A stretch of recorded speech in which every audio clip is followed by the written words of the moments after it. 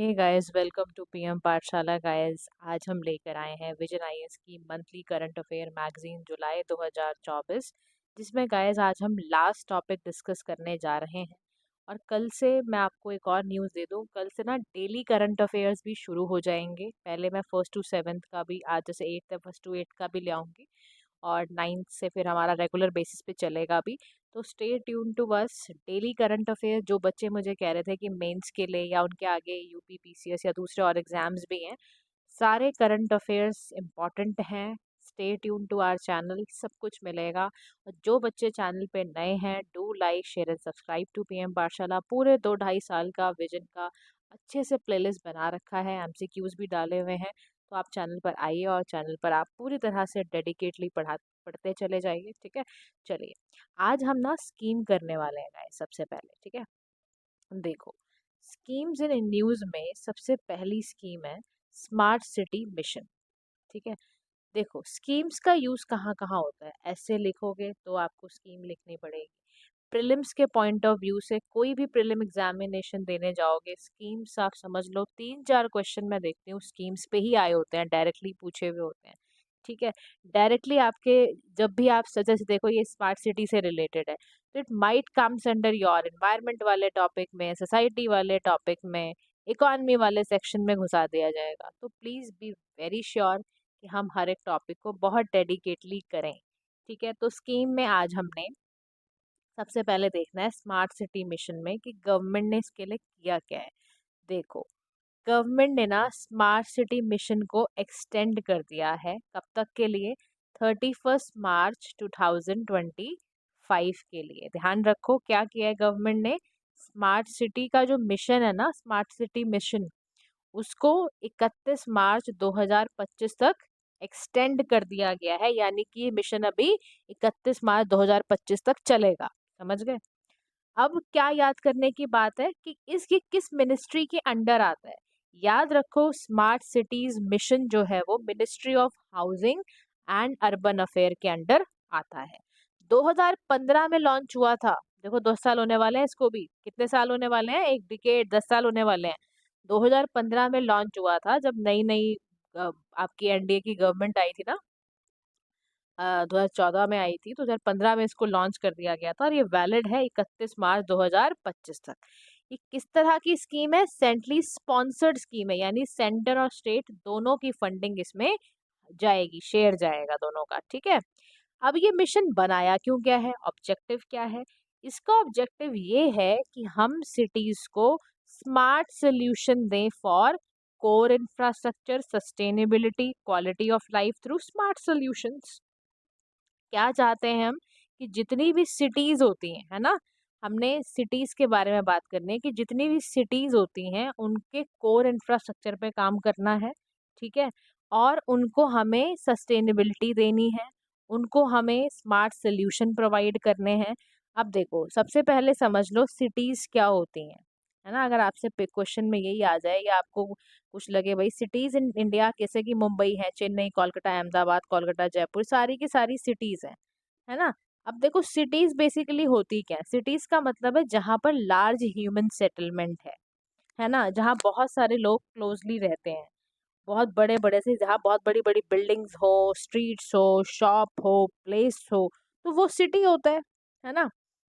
अब यहाँ कह रहा है सिटी में ना कोर इंफ्रास्ट्रक्चर होना बहुत जरूरी है।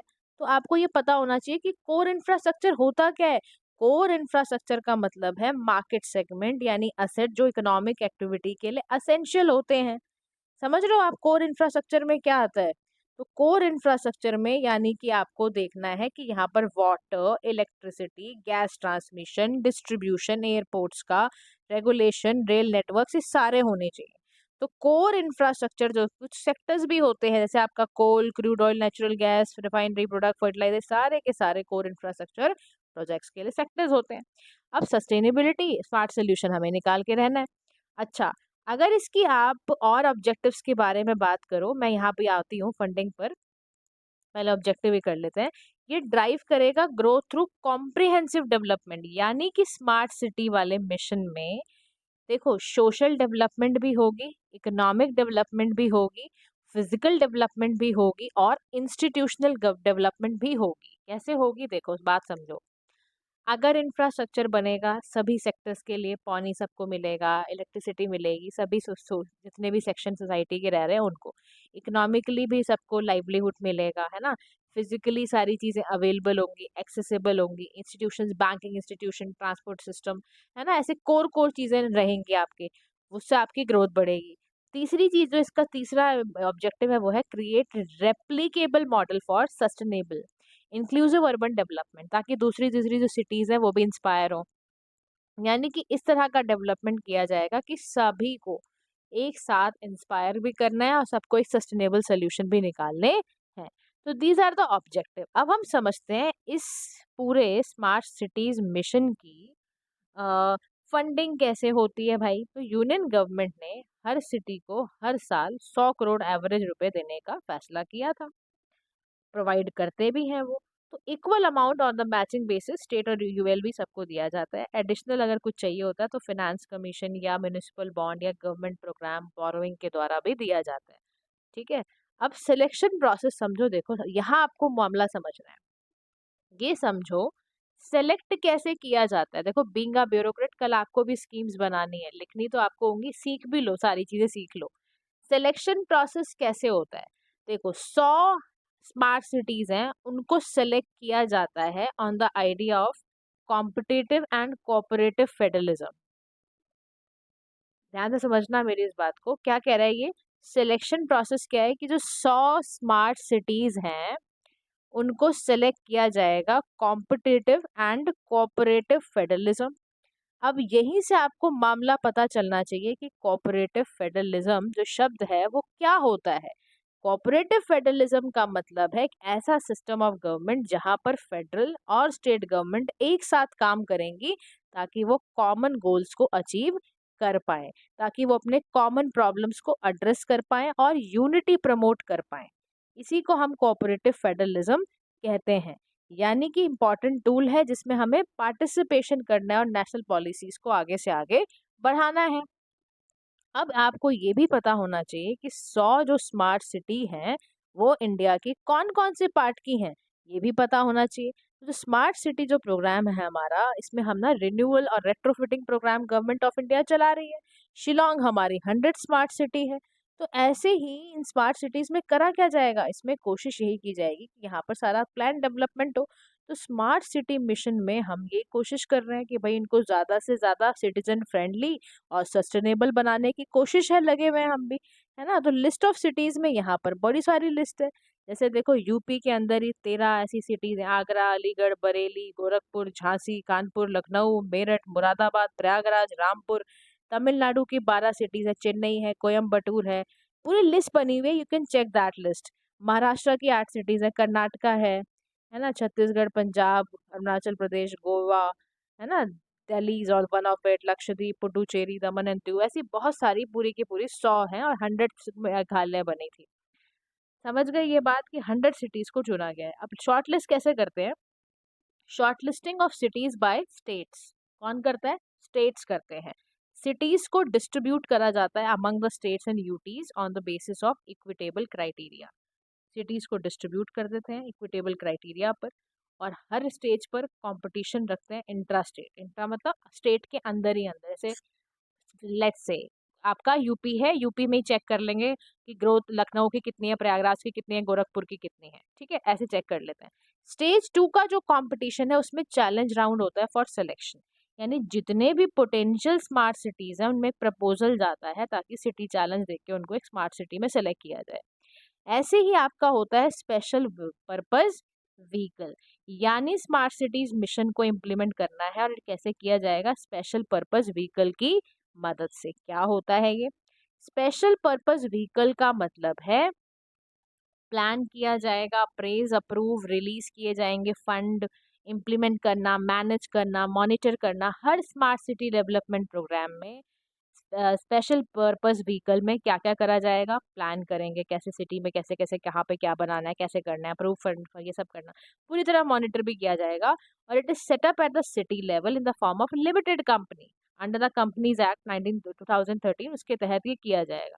प्रमोट करने के लिए याद रखना, स्टेट हो, अर्बन लोकल बॉडीज हो, 50:50 का इक्विटी शेयर होल्डिंग रहेगी।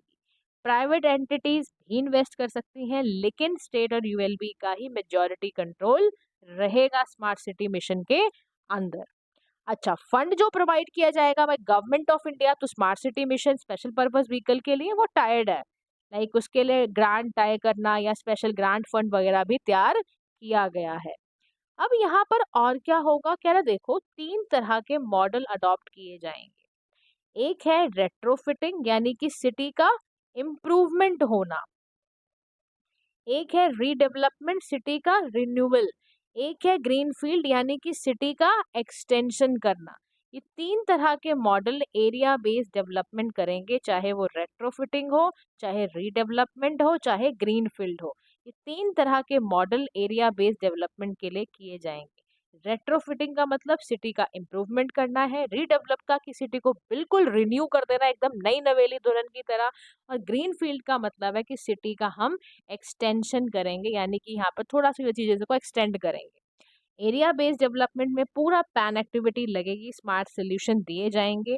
अब इसी में क्या कर रहे हैं ना, कई सारे मिशंस को इसके साथ ज्वाइन कर रहे हैं स्मार्ट सिटी मिशंस में, जैसे अमृत मिशन है ना, आपका स्वच्छ भारत मिशन है, नेशनल हेरिटेज सिटी वाला डेवलपमेंट वाला है, हृदय जिसको कहते हो। इस सारे के सारों को क्या किया जा रहा है, डेवलपमेंट की जा रही है।